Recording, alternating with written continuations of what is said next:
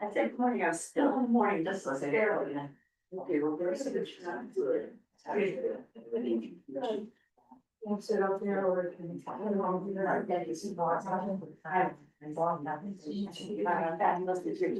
Doing that. Say, I saw, I'm taking a picture studying every day. Hi, Sophia. How are you? Is it here? Doesn't matter. You're gonna sing that. You know, aren't they human? Yeah. Yeah. Hey, It's not how easy. are you? It's not easy. Good, good. Anyway. I'm all good, thank you.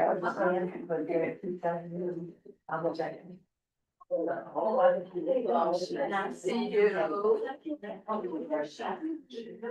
We're live, Laila. Okay, great, thank you. Right. Yeah. That's exactly what I. Exact, yeah. How do you feel? But I need to talk to them. Yes. I think we're taking notes. Certainly, I can write in a book, so. All right. I remember that. Do you have paper to write? An extra paper? I did. I am in. Yeah, that's probably the best way to do it. Okay.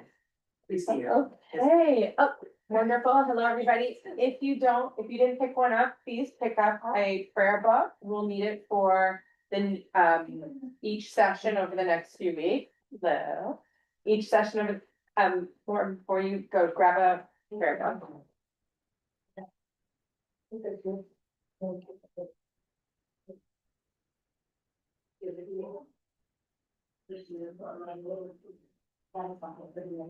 My phone go off. Great. So over the next few weeks, this is our text. This is our full text is the prayer book.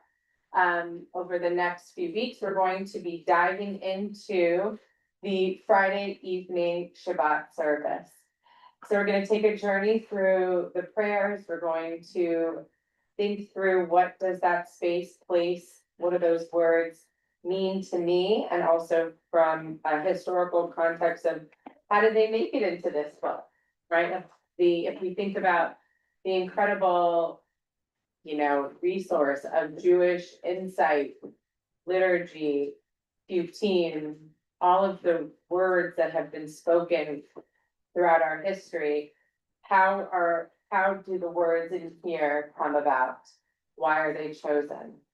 Why are they placed on the page in a certain space, in a certain order? So that's what we're gonna be doing over the next 4 weeks in May. In June, our cantors will be teaching a session a week about the music of the Friday evening worship service. So this will be like a beautiful partnership between us, May and June. And then July, I return and we will be doing the Shabbat morning prayer service. Now you could say to me, well, is that, if we're not doing that every week, is that necessary to know? Yes, my answer is yes. Why? Because first of all, the morning prayers, the morning blessings, Susan, grab a prayer book, my friend. The morning blessings are so magnificent. And there is overlap between the weekday and the Shabbat morning service. So it's just a wonderful way to set the tone and to create ritual for ourselves during the week. So that's what we're gonna be doing. So you're gonna take a prayer book, please, or brother on a card, okay? Great. Okay, so we're gonna dive in because there's a lot to do today, but I first wanted to start with 2 things. One, a show and tell. And then we're gonna recite a prayer just to start us and get us into the spirit of our prayer service. So my show and tell for today, you all have Mishkan Tefillah in front of you, which is our worship. This is our Siddur, our prayer book that we use here at Temple Bethel, part of the Reform Movement's prayer book. These are some of my prayer books that I wanted to share with you. These are prayer books that I've collected and that I've chosen over the course of my life in different places and different spaces that bring about for me connection and meaning when I think about my attachment to the prayers, and especially with the prayer service of today, Kabbalat Shabbat. which to me holds such beauty and spiritual strength and ties me to the place of its founding in Svat in Israel, which we will get to in a moment. But these prayer books, these four, these are prayer books that I've purchased in Israel along my journey. This first one was the prayer book that I purchased for myself my first week living in Israel as a rabbinical school student. There's a bookstore in Israel that's my absolute favorite bookstore where you go to just purchase holy books. They don't sell anything else. Only prayer books, only books of Psalms, only Talmuds, only Mishnahs. It is a magical space that is literally the size of half of this room, but books float there. I don't know how they all fit and how they're all there, but they are there. And you can have your name embossed on the prayer book in Hebrew, which to me, you know a little bit about me now, but you know, like a good monogramming and embossing situation, like you're gonna find me. So these are all from there, but purchased at different moments in my journey, for when I needed them the most. But this one I adore. This is a little Siddur, and it's your pocketbook size Siddur. So no matter where you are, no matter how high in the sky, no matter where you find yourself, you can open up this little tiny Siddur and you can pray the words of our tradition. And so one of the reasons why I brought these here today was because, yes, this is our prayer book that we use here. Yes, this is a prayer book that I've used so many times that it's fading in color. The physical book itself is important because it ties us to place and space. And it connects us to the people that we know are around us whenever we open it. It also is a book that we can think of the many different times in our lives that we've clung to it and that we've recited its meaning and its message. And yet the words inside, although they've been intentionally chosen over time, and they connect us to a richness of our tradition, it's also the words in here, our Tfilat Halev, the prayers of our hearts, that are so inspired, that are the prayers that we can turn to no matter where we are, no matter what it is, does not matter, because those prayers are just as significant, just as intentional and moving as the ones that have made it to the written page. And so as we journey through the prayer book itself, I don't want us to lose sight of that. I want you to think about how the prayers of your own soul and your own heart mix and infuse and are inspired by and are uplifted by the prayers that we see, read, and sing and chant within these pages as well.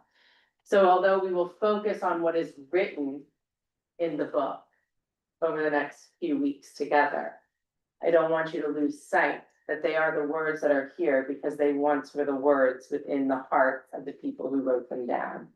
So our prayer heart, our hearts of prayer, our words of prayer from our souls join together with those whose words are written on the page, which were once the words only consumed within their soul. So as we begin today, I want us to begin with a prayer that I'm going to share. So for those of you online, I am recreating what they will be seeing in the prayer book as well. So you are as much a part of this session, even though you may not have the physical book in front of you. But if you turn to page 8 of your prayer books, you will find this prayer here. So if you have the prayer book in front of you, I want you to read today from the book. If you don't have the prayer book and you're joining us online, you are literally on the same page as us, as the words are on the screen. Let's join together.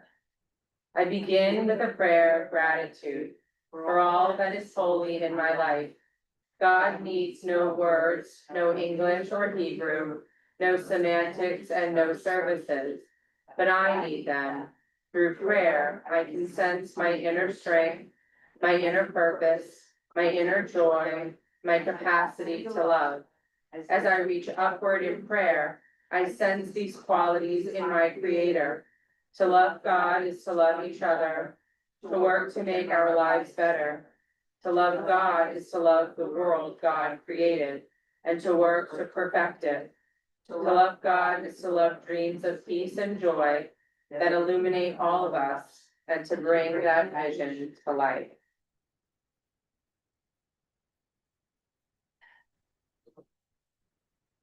So Patty just said the words I was hoping someone would say. I've never seen those words before. That is the goal of the entire 3-month sessions that we have together. Because I will guarantee you, this prayer book carries within it gifts. Gifts that we don't always see. It also carries with us words that you are going to be so familiar with that you could just chant them and sing them without looking. But as you look in the book today, they may feel different. You may notice something that you hadn't noticed before. That's also why I'm encouraging you to read from the book today and over the next few weeks. So why did we start with this prayer? How did it hit you? And when we think about, we're talking about the Shabbat evening prayer service, why would we open with this? Because that's, before we ask for something, we should be thankful. Okay. We should. Can everybody speak up loud or so that we can? Please don't speak over, I'll speak louder. I said, before we ask for something in our service, we should begin with gratitude and thank God for what we have. Beautiful. What did you hear in this prayer? It drew me in very personally, you know, so it was, you know, drawing on my own reflection. I felt just very, very engaged with it because of the words. So I love the line, God needs no words, no English. Beautiful. Beautiful. Yes, so It made me realize how disconnected I can be sometimes. When I seek for solace, and I seek for something that will appease me or help me, that I don't realize how close it is to me to find it and get there it is. gorgeous. What else? Yes, For me, because it was in the singular, the I, so for me, it's like taking responsibility, being brave. Taking responsibility, looking at being. Yes. Beautiful. Yeah, Didn't think about it this way, but every morning when I wake up, I say a prayer of gratitude and blessed for my family and my life and what's going on. And I say, dear God, but I didn't think that I was as close to God when I was saying it. I was thinking more of the gratitude of my life and everything, not of my connection to God. Beautiful. Devana? Without anything, there is God. And with everything, there is God. Beautiful. One of the things I love about this prayer is the first line. Where has this week vanished? If we think about what we are being called to do when we come in to Friday evening service, we're entering Shabbat. Shabbat is the time that in many ways forces us to ask that question. Where has this week vanished? Because I am here in this place at this time for this purpose, I am acknowledging that now I am entering into a different time and space. That Shabbat calls me to release from what was and to be present in what is. Because Shabbat is not about the next week, and it's not about the past week. It's about being completely present in the space and in the time of Shabbat, a time of no work, a time of tranquility, a time of introspection and reflection that we are granted each and every week. So when we enter this space, we ask this question, where has this week vanished? Knowing that it has gone, it has passed. This poem, this prayer, is not asking me to think about what I will do next week, though. That's a Havdalah time, a Shavua Tov, a good week. This is truly about on this day. On this day, let me keep for a while what must drift away. On this day, let me be free of the burdens that I know will return. But on this day, help me to withdraw from a while from the flight of time. On this day, let me learn to pause, if only for this day. Let me find peace on earth this day. Let me enter into a quiet world this day. On this day, Shabbat abide. It is asking us to pull ourselves into the moment, not about thinking about what was or what will be or who. No, on this day. That is what Shabbat is inviting us to do, to be present on this day, a gift that we have been given and a blessing on this day. So I want to go here to the birth of a tradition. So how does this all start? Where does this all come from? Okay. And what is Kabbalat Shabbat and what does it mean? Okay, are you ready? Yes. No. You're here. Great. Wonderful. So I want you to turn in your prayer books just so that you can be following along with me. Okay. Kabbalat Shabbat is going to begin on page 12. Kabbalat Shabbat means the welcoming of the Sabbath. We are welcoming Shabbat into our lives. There are 6 Psalms that make up the Kabbalat Shabbat service. Why are there 6 Psalms? Beautiful. Sylvia, you can say it louder. 6 days a week. 6 days a week, okay? 6 Psalms that are going to prepare us and lead us into Shabbat. Kabbalat Shabbat. I am ready now to welcome and to receive Shabbat this day.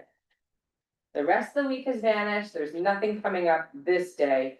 I am going to welcome the Sabbath. Okay? So where does it come from? Right? Where does this all come from?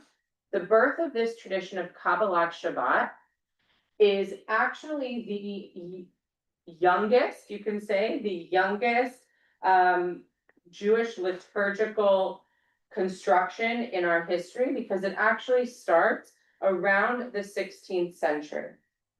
Okay, so if you think about our history and the length of our history, it's a relatively new construction.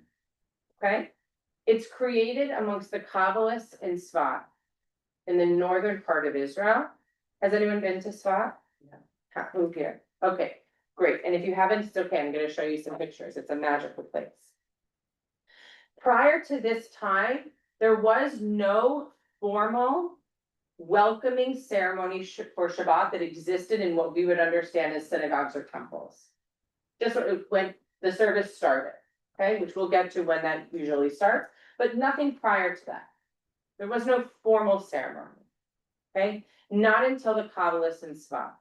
In 1492, the expulsions of Jews from Spain leads many scholars to settle in Tzfat. Imagine, I just want you to take a moment to imagine what they were carrying, what they were feeling.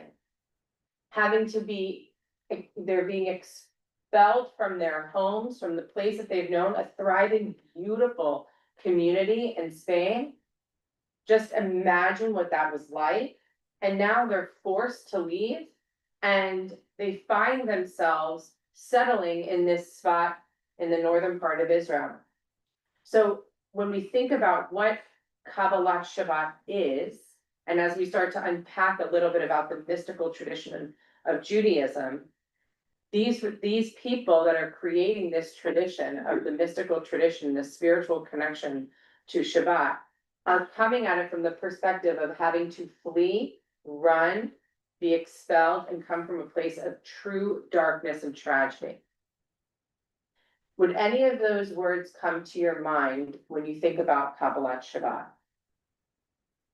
Good, phew, okay, if they were, I was like, we are not doing our job up there, okay, good. Right, like, it is not like a dark, heavy, depressing time, quite the opposite, really. It's a love story. Kabbalat Shabbat is a love story. It's a love story between the people of Israel and God, between the people of Israel and Eretz Yisrael, between God and Eretz Yisrael. It's a love story. The imagery is that of a wedding, a celebration of bride and groom coming together, right? We rise to welcome the Sabbath bride, right? So it's a love story. And it is, the imagery is that. It is pomp and circumstance. It's a nuptial. We're getting ready to welcome, Kabbalat Panim, to welcome the face of this bride. But the people who wrote this ceremony and this ritual are pulled from a place of real challenge and difficulty and abandonment and loss. And yet they birth this tradition of such soul and spirit, which I think is so profound and so magnificent. And so they come to this place, a place that is truly majestic. In the 16th century, the Kabbalists in Shabbat, they developed the concept of welcoming the Sabbath as the bride. And in the 17th century, the practice spreads throughout the Jewish world. It takes flight, okay? This is a time in which people are seeking and hoping for tradition and ritual to be majestic and spiritual and soulful and mystical, right? They're looking for that uplift. The life is heavy, the world is harsh. And so they're looking for this reception of Shabbat to allow them, where has this week vanished? It's vanished. I'm not ready to look ahead. I want to be in this moment, and how can I do that in a place that is soulful? And so that is very much like we, years and years later in 2025, entering our space, it's very similar. We're looking for that sacred sanctuary, that place of peace and tranquility to allow our souls to sing, to allow our spirit the place to rest, and to allow our soul, that this extra soul that we receive on Shabbat, to enter our lives so that we can be uplifted. So, here are the mystics of Shabbat. Moses Cordovero, he is the author of what we know the definitive commentary of the Zohar, and selector of the 6 Psalms used in Kabbalat Shabbat. Okay, so I didn't put all the Psalms on here, but if you look on page 12, you start with Lechuna Ranina, right? Lechuna Ranina, come, let us sing joyously to Adonai, right?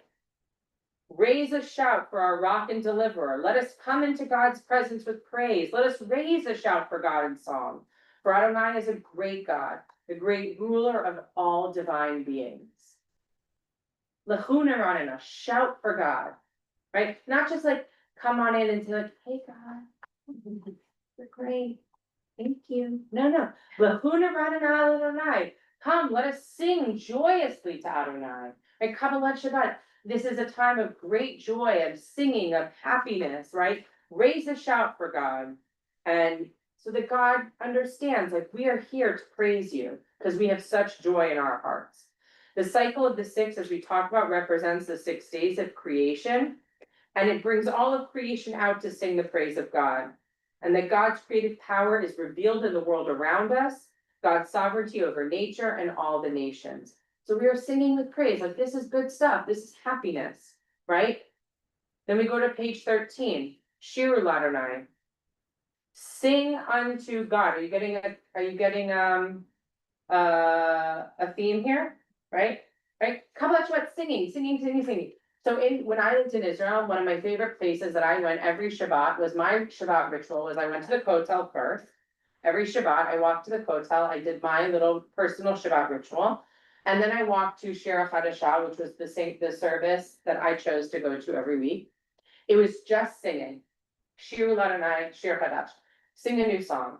That's the name of the synagogue, Shir Hadashah, a new song. And one of the things I loved about it, I took this book, this was the one I downloaded with every Friday, okay? When I went there carrying this book, you walked up this little staircase and it's just a community center, but the windows were all open. So you could hear the Kabbalat Shabbat singing all the way down the street of Jerusalem. You heard the voices, it's just magnificent, okay? If you heard Shir Ladonai Shir Hadash, you know, okay, I'm in the second psalm in, I gotta pick up my walking, right? Like, get to it, right? Okay? Shir Ladonai Shir Hadash, sing unto God, sing a new song.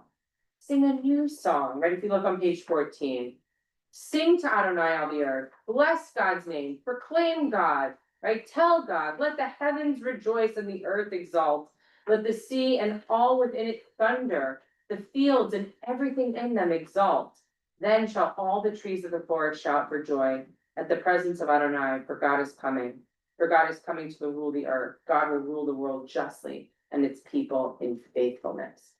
So what our mystics of Shabbat, when you think of Luria and Caro and Cordovera, the mystics of Shabbat who put together this Kabbalat Shabbat ritual and service, what they created was the first ritual of welcoming.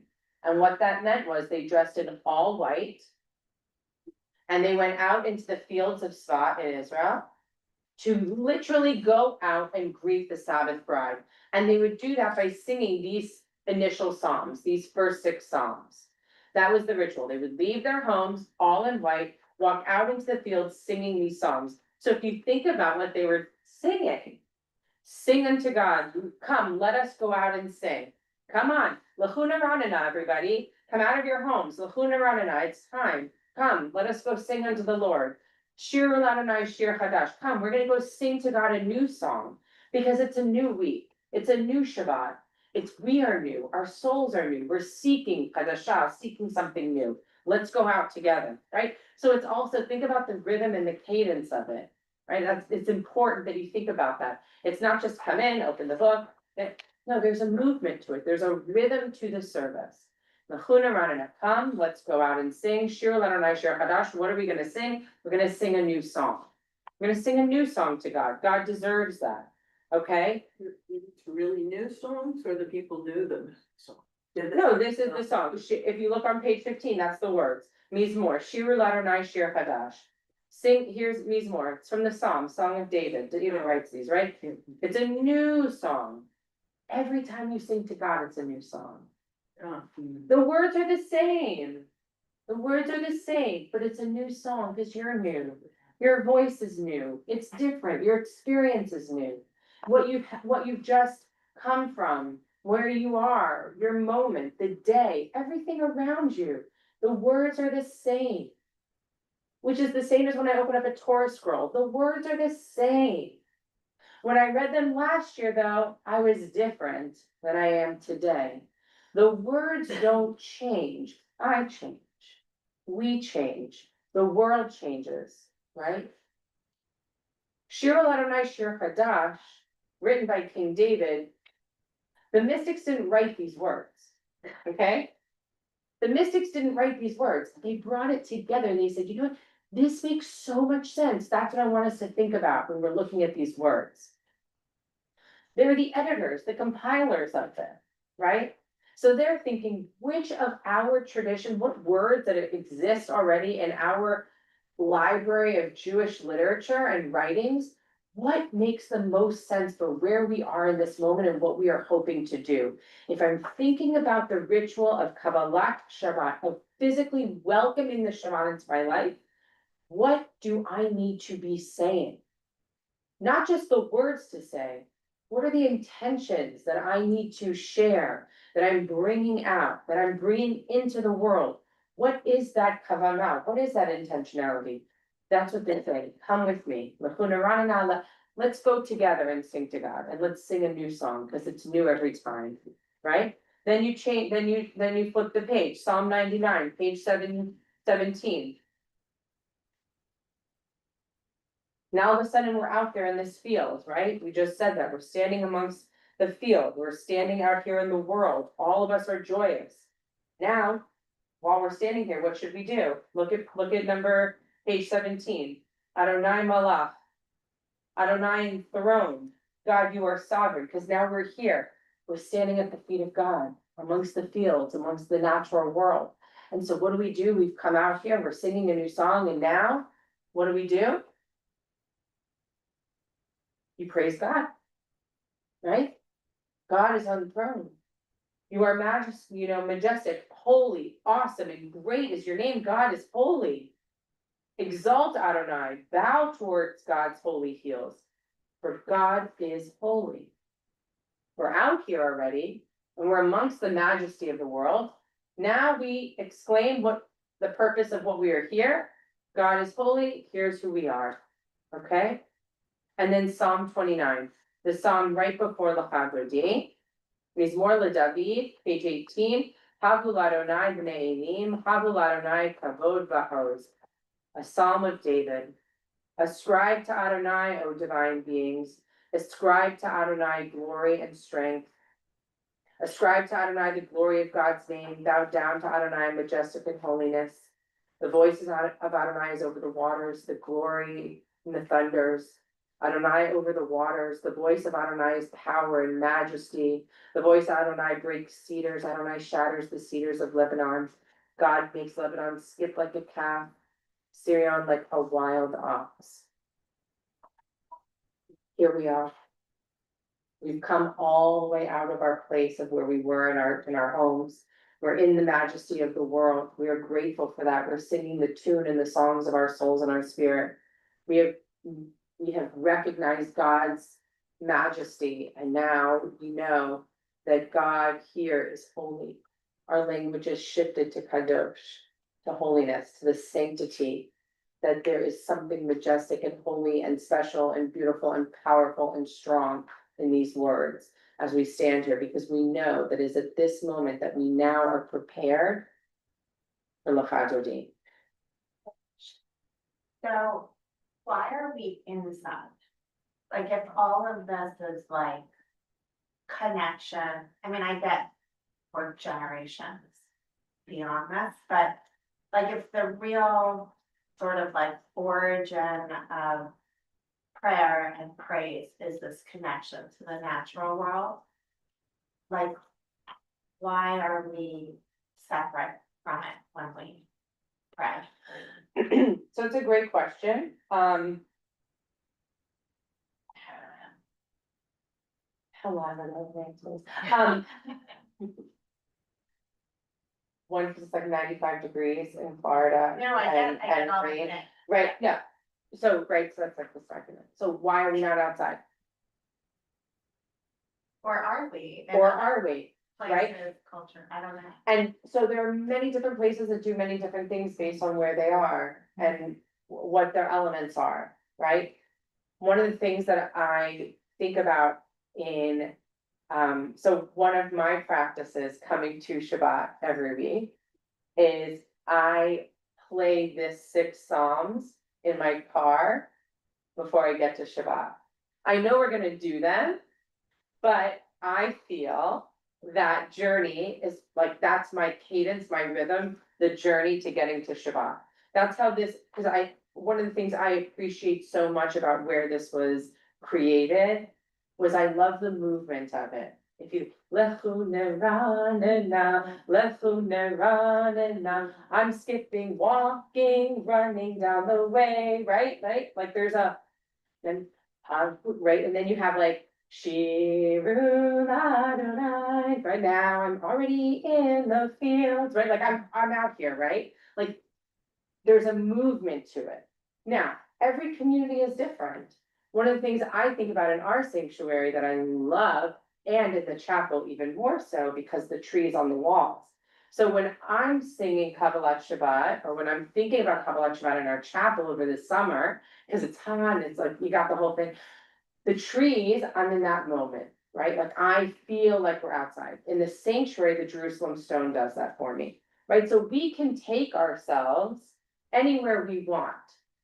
That's one of the reasons why I love doing like that. We're learning about this and we're talking about this now, because it now takes your practice to another level.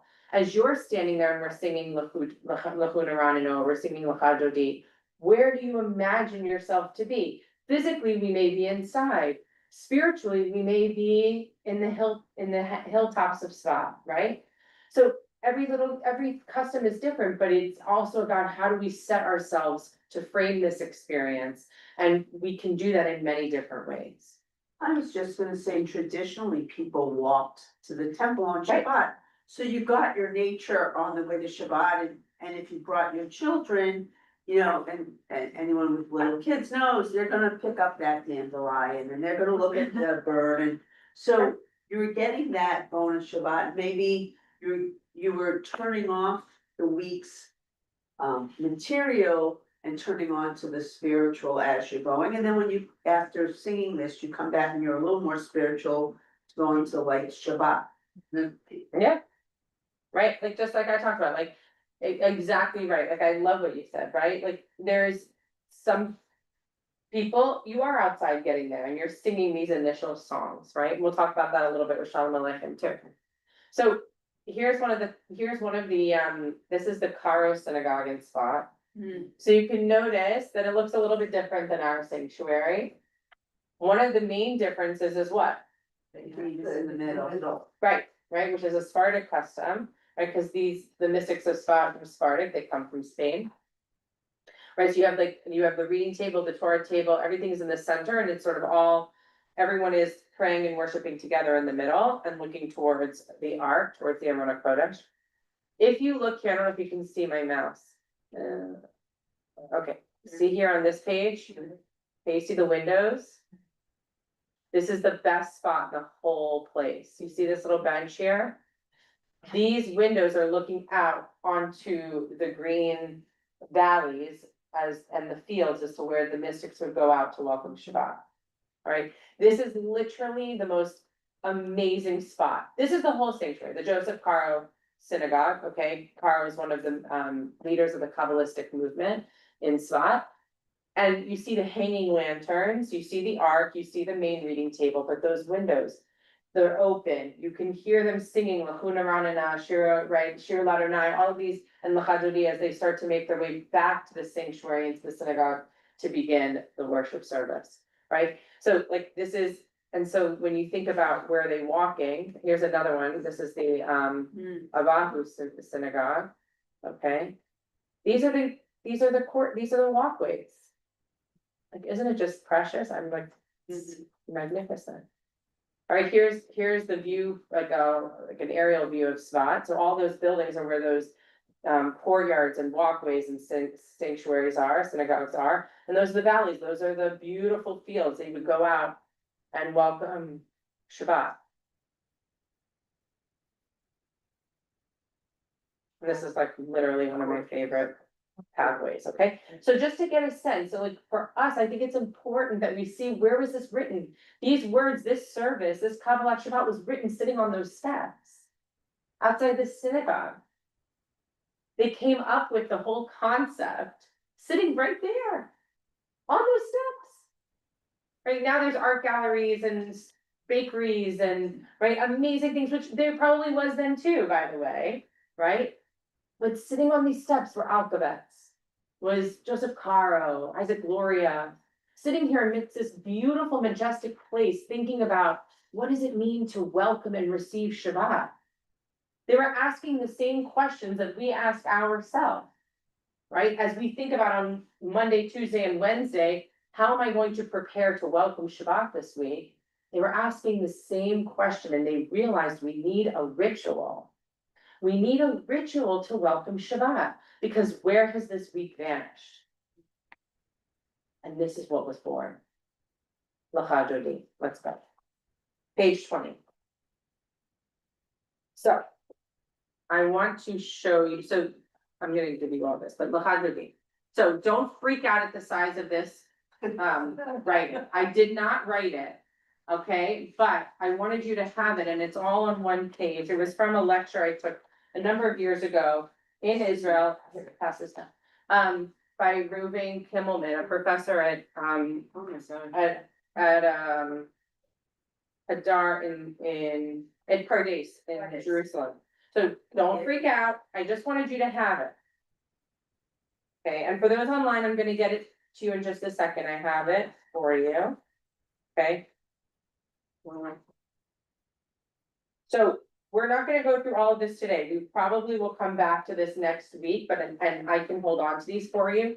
But what I want you to see is, we've got Lachado D, the words on the page, so for our friends online, I wanted you to literally be looking at the same page as our friends here in the Siddur. So I didn't type up Lachado D, I just have the pages from the prayer book for you, so that you feel like you have the prayer book in front of you, it's on page 20, page 20. Lachado D. Beloved, come to meet the bride, beloved, come to greet Shabbat. That's what Lachado D is all about. This is the main crux of the love story and of the wedding imagery, okay? If you look on the page that I have, I want you to take a second on your own. I want everyone to just read through the words themselves. Read through the English or the Hebrew, whatever is comfortable for you, on page 20 in your prayer book. I want you first, before we dive into the deeper meaning, I want everyone to take the time to actually read the English translation first to yourself, and then we will read together, okay? How often do you read the English of Lachado D? Who here has read Lachado D before in English? Read all the English first. Okay, beautiful, so great. So that means we all are gonna read the English together. First, we're gonna do it privately, so go ahead, page 20.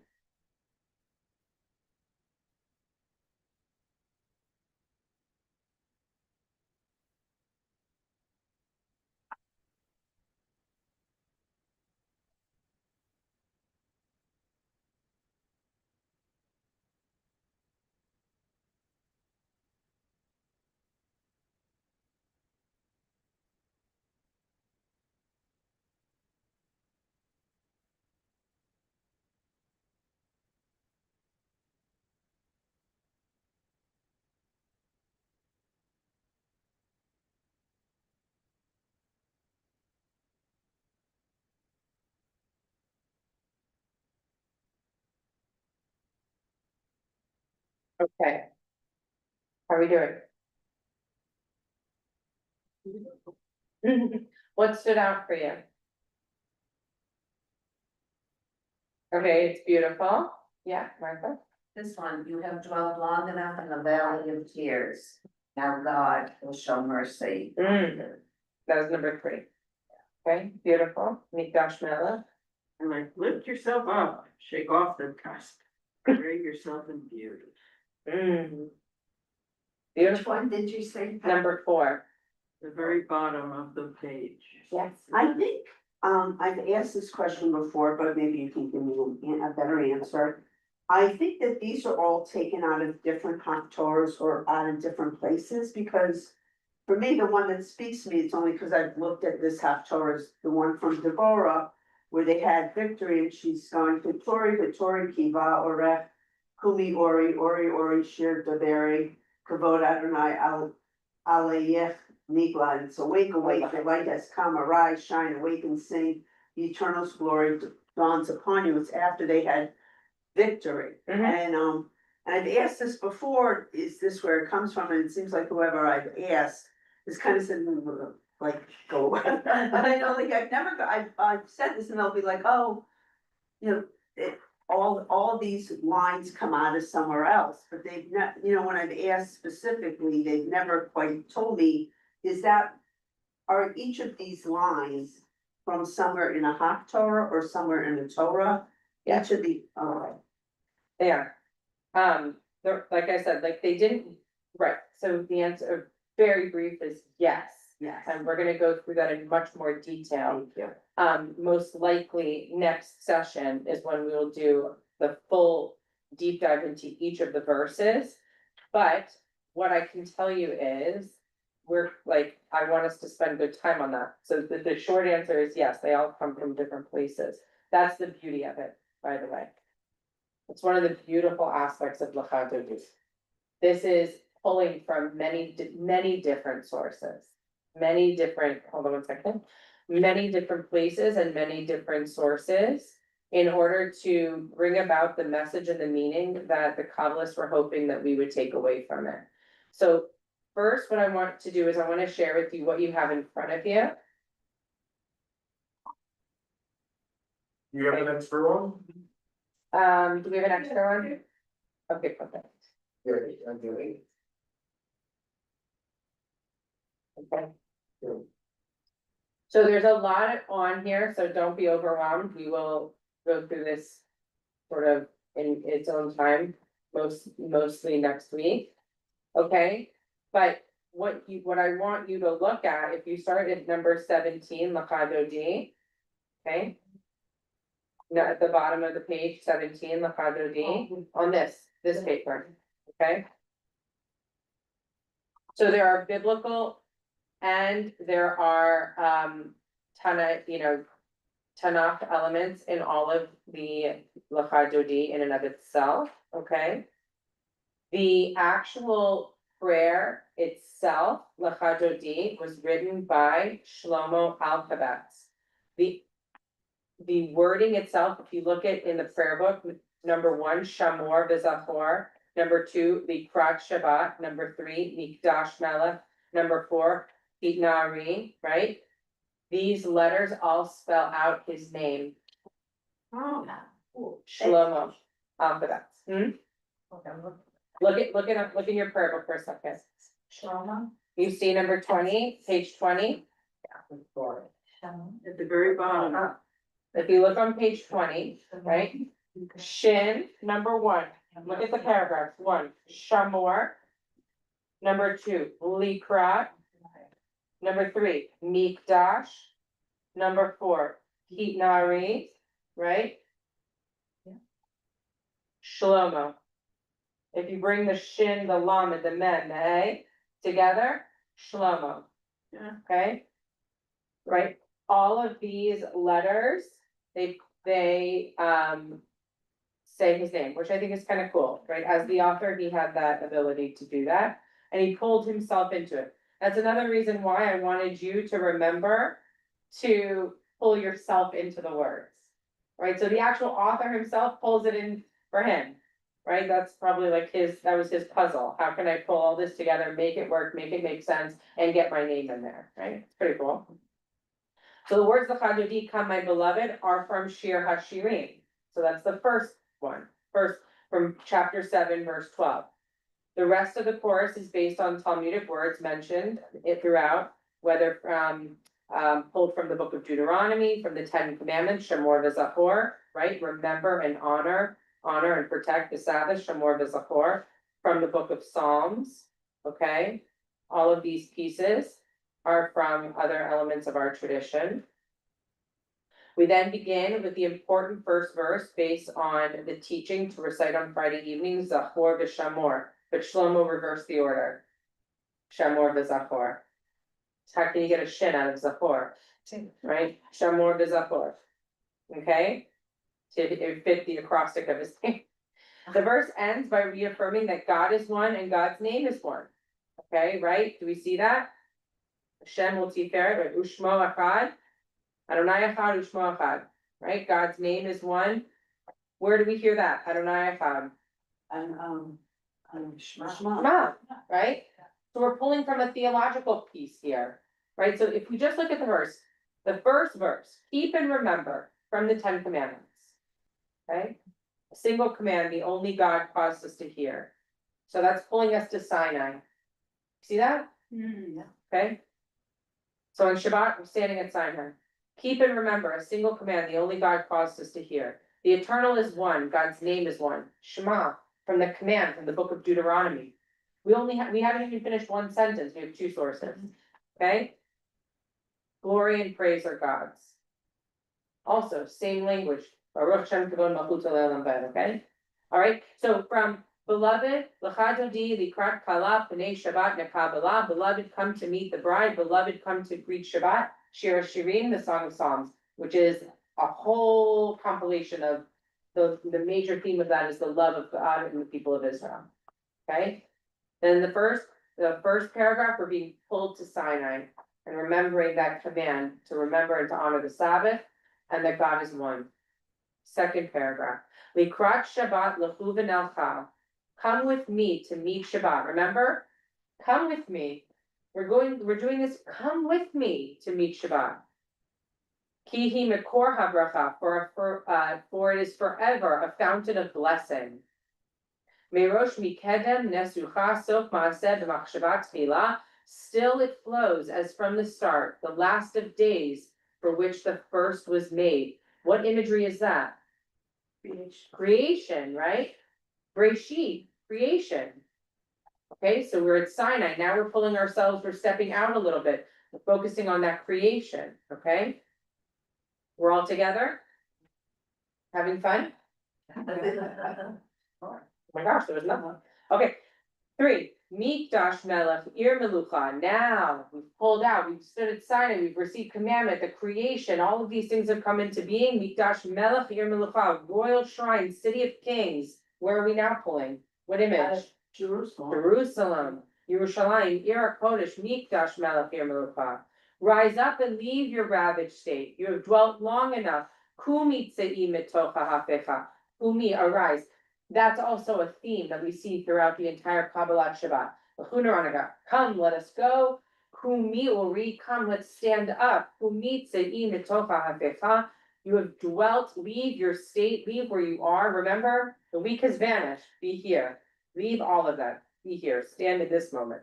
Ravach shevet be'emek habacha. You've dwelt long enough in the valley of tears. V'hu yachamo alai chamla. Now God will shower mercy on you. Think about what they were saying. Remember, where did they come? From where did they come? Spain, right? Leave that valley of tears. We've left it. It is gone. We don't have to dwell there. Leave that valley of tears. We are here, right? Mikdash Melech Ir Melucha. We are here, just down the road. Ir HaKodesh, this holy city. We have an Ir HaKodesh right here in Tzfat. It's one of the holiest cities in our tradition, Tzfat. Okay? Leave that. We can be joyful again. There are so many moments within our history of Judaism and Jewish tradition when we go through centuries of real darkness. And always after that, we look for the joy. The whole Hasidic movement comes from a place of real deep pain when we thought that the Messiah had come. Shabbat Hatzvi, but he was a false Messiah. And it threw the Jewish people into a deep depression of darkness. And all of a sudden, we've got the Baal Shem Tov coming around saying, guys, you don't have to be miserable. There's so much to be joyful. You know, we can go out into the fields and sing. They thought this guy was crazy. Crazy. What do you mean that we can be joyful? What do you mean that we can find God in a field? All I'm saying is, I'm not making this up. Go to the Torah, right? Creation. Our tradition teaches us that this is where we can find God. Shira Shiri, like this is all written. So then again, we see with the mystics of Tzfat, they come from a place of real darkness, and they're saying, leave that valley. Lechuna Ranana, come, let's go. Kumitzai, get up. Rise and shout. Don't just whisper it. Shout for joy and blessing. Here we are, we're in this new place, and God's showing mercy to us because we're here, in this place, this beautiful holy place. Number 4, Hinari, Bafar Kumi, again, Kumi, shake it off, right? Lift yourself up, shake off the dust. Leave she big day, tif ar tef ami. Array yourself in beauty. I love that. Leave she big day. Array yourself, dress yourself in beauty, oh my people. Me. Al Yad Ben Yishai Beit Halachmi. At the hand is Bethlehem's David. Karva El Nafshi Ga'alah. Bringing deliverance into my life. What is Alkabet saying here? These psalms, these 6 psalms of who wrote the psalms? David. Mismo le David, right, the Psalm of David, right? At the hand is Bethlehem's David, the hand, literally, the hand of David, writing the Psalms, bringing deliverance into my life through the words of these Psalms, and I'm incorporating it here, right? How am I gonna be pulled from this place of darkness and difficulty? From the words of the pen of David, right? 5. Hit'orari, awake, awake. Kiva orach, humi ori, your light has come. Have you ever thought about when you're sitting in synagogue on Friday night singing Lecha Dodi? Have you ever thought that you were so asleep? Look at the words. What is it asking us to do? Be aware. Wake up, right? Be aware. Get up, right? Shake off the dust. It's a new day. It's a new day, it's a new song, right? It's so amazing to me, because one of the things I think about so often is, and we take it for granted, is that we say, come into this space, take a deep breath in, release the past week.